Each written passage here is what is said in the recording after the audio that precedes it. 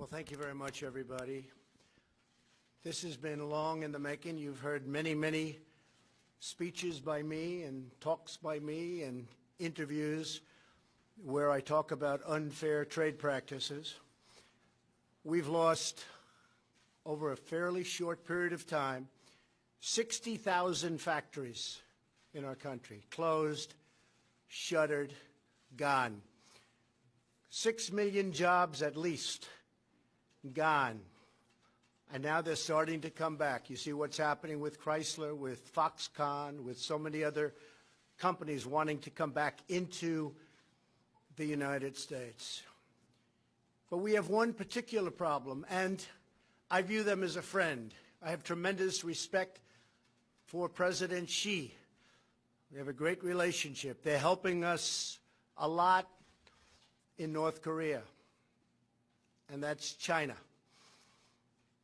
But we have a trade deficit, depending on the way you calculate, of $504 billion. Now, some people would say it's really $375 billion. Many different ways of looking at it, but any way you look at it, it is the largest deficit of any country in the history of our world. It's out of control. We have a tremendous intellectual property theft situation going on, which likewise is hundreds of billions of dollars, and that's on a yearly basis. I've spoken to the president. I've spoken to representatives of China. We've been dealing with it very seriously. As you know, we're renegotiating NAFTA. We'll see how that turns out. Many countries are calling to negotiate better trade deals because they don't want to have to pay the steel and aluminum tariff. So we are negotiating with various countries. Mr. Lighthizer, Mr. Ross. We are just starting a negotiation with the European Union because they've really shut out our country to a large extent. They have barriers that they can trade with us, but we can't trade with them.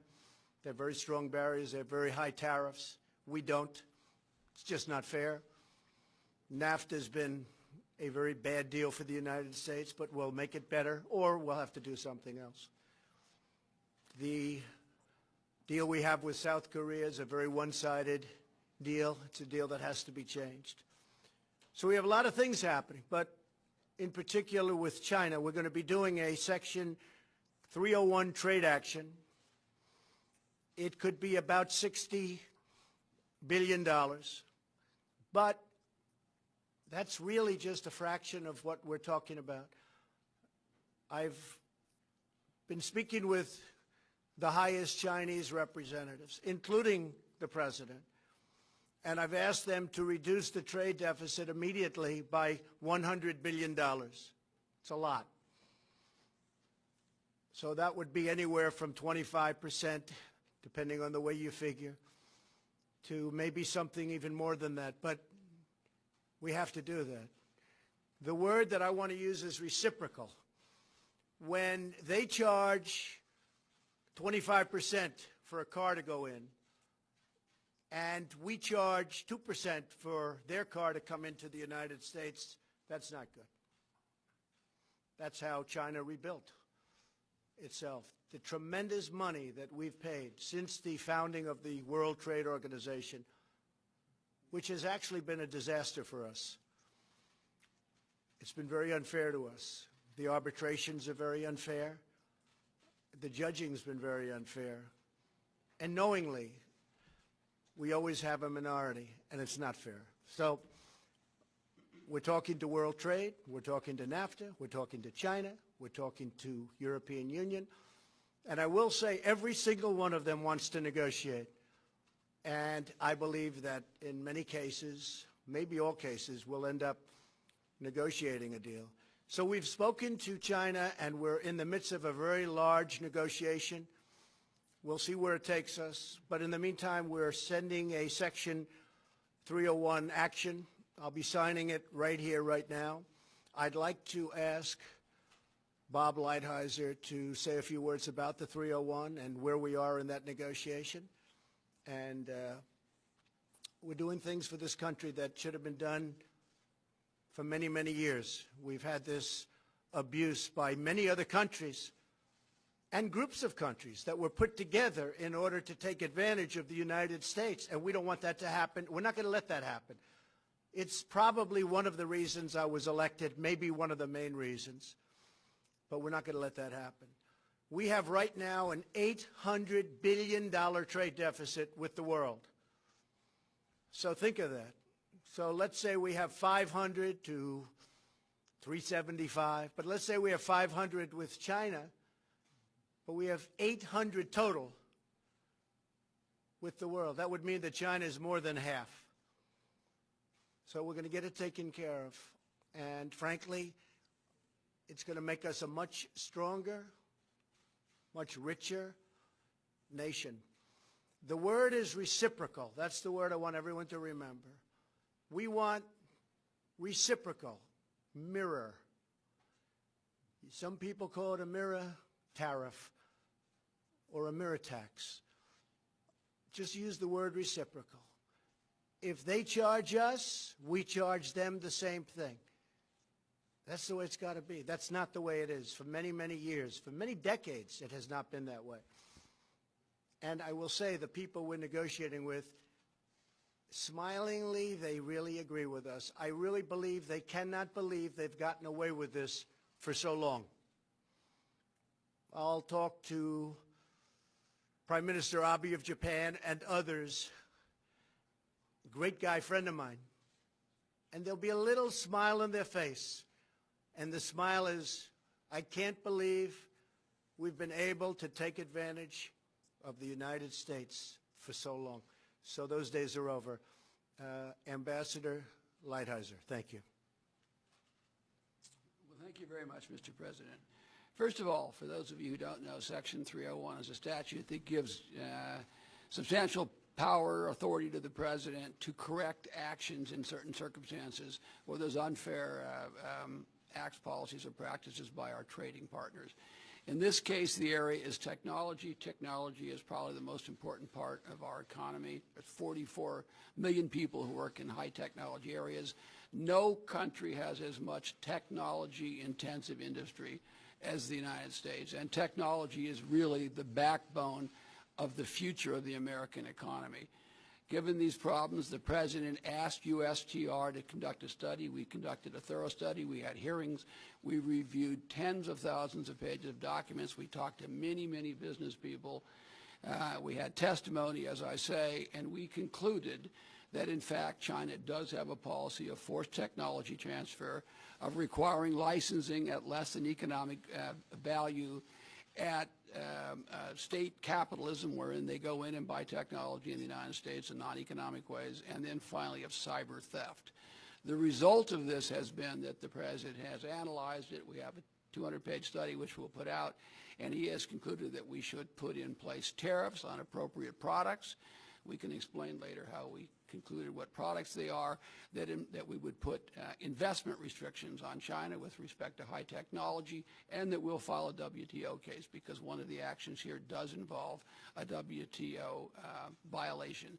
This is an extremely important action, very significant and very important for the future of the country, really across industries, and I would really like to thank you very much, Mr. President, for giving me the opportunity to work on it. Thank you very much, Bill. Secretary Ross. Intellectual property rights are our future, and it's no accident that in June of this year, the U.S. Patent and Trademark Office will issue its 10 millionth patent. 10 million patents. There's no country in the history of the world that remotely approaches that. So the steel and aluminum actions we've taken deal more or less with the present. This action on intellectual property rights deals with the future. So we're trying to solve both today's problem and problems that otherwise will be forthcoming. That's why these actions are so important and so important in unison with each other. We will end up negotiating these things rather than fighting over them, in my view. Mike Pence, would you like to say Thank you, Mr. President, and to all our honored guests. Today's action sends a clear message that this president and our entire administration are determined to put American jobs and American workers first. The action the president will take today under Section 301 also makes it clear that the era of economic surrender is over. The United States of America is taking targeted and focused action to protect not only American jobs, but America's technology, which will power and drive an innovation economy for decades to come. It is just one more step of a promise made and a promise kept by President Trump. So we'll sign right now. I just want to let everybody know, just for a second time, that we are in the midst of very major and very positive negotiations. Positive for the United States, and actually very positive for other countries also. We have some of our great business leaders and leaders, period, right behind me. I may ask Marilyn Lockheed, the leading woman's business executive in this country, according to many. And we buy billions and billions of dollars worth of that beautiful F-35. It's stealth. You cannot see it. Is that correct? That's correct. Better be correct, right? Absolutely. Marilyn, please say a few words. Well, thank you, Mr. President. I would just say that this is a very important moment for our country in that we are addressing what is a critical area for the aerospace and defense industry, and that is protecting our intellectual property. As has been expressed, that is a threat to us if we have that stolen from our companies, because that is the lifeblood of our companies. And so we very much welcome this action on the part of the Trump administration and the President of the United States. Thank you. Thank you, Marilyn.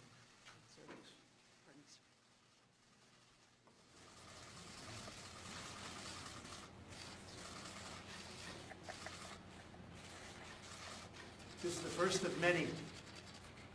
This is number one, but this is the first of many.